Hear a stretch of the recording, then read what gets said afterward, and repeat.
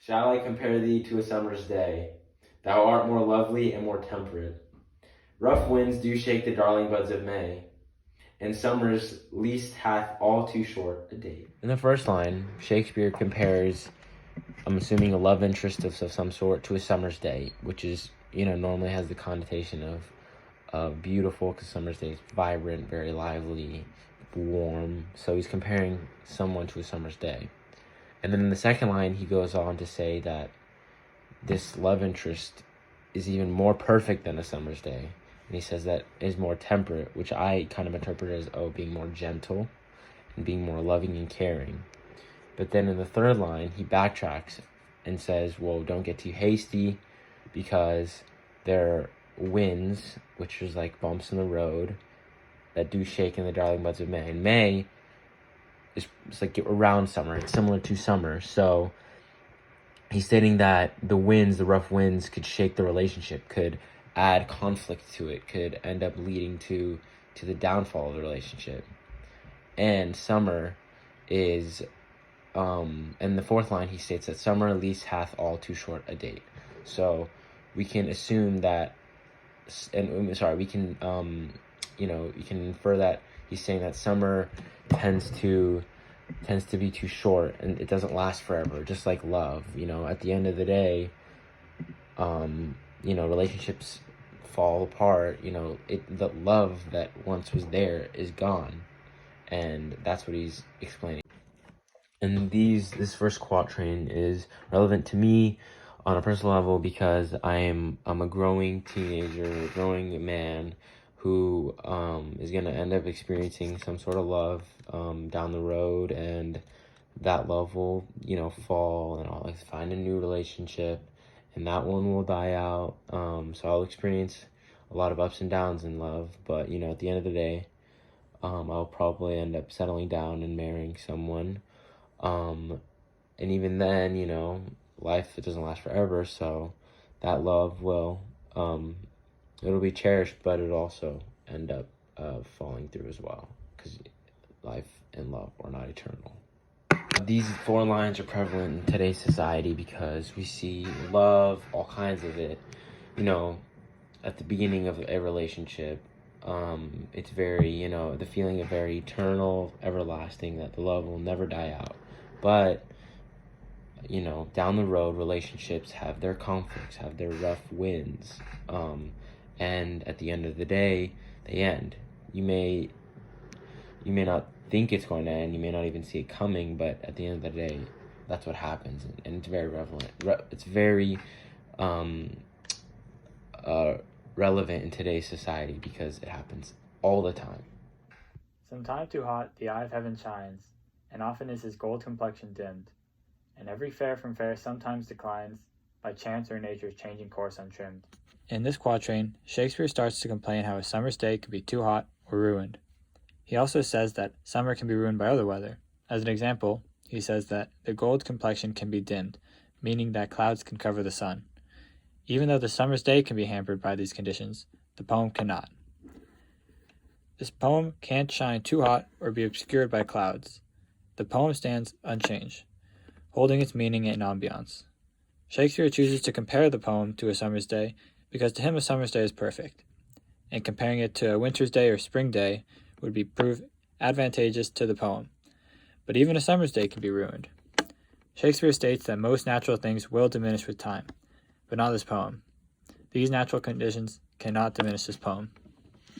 This poem resonates with me because I see myself as the poem. As a young person, I see many perfect days ruined. Again, these days are all ruined because of natural and unnatural occurrences. These can be from bad weather, but can also be from people or just my day not going right. Although the day is ruined by these things, the poem is not. So although the things may ruin my day, they can't tamper with who I am, because I will be me always. I think this quatrain still holds relevance today. In the poem he says that although a summer's day can change for the worse, his poem cannot. This is relevant because around 400 years later, the meaning of the poem stands true. Over these years, there have been many perfect days ruined by natural and unnatural occurrences. And even though these days have been ruined, the beauty of the poem has not. Thy eternal summer shall not fade. nor lose possession of that fair thou oust. Nor shall death brag thou wonderest in his, when in eternal life to time thou growest. The first line of the third quatrain, by thy eternal summer shall not fade, basically means, but you will never fade, or whatever, he's talking about. Could be in the poem, could be the love, will never fade. And in the second line, he says, nor lose possession of that fair oust, which is just kind of continuing. You won't lose possession of your loveliness. You won't lose possession. And in the third line, he goes, nor shall death brag thou wonderest in his shade, meaning even in death, it won't fade away. It won't fall. It won't fall through the cracks. And the fourth line ties it together by saying, in eternal line to time thou growest. Because basically, whatever he had, his poem, his love, will be able to live on through his work, through his poetry, through this poem, in fact. Since it's been recorded, since it's been written down, it will never perish. And that kind of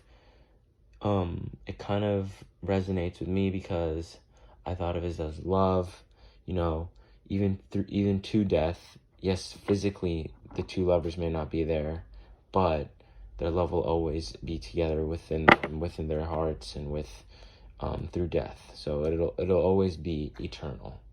This pertains to me because I have trouble getting over days, good or bad. I hold on to them for too long.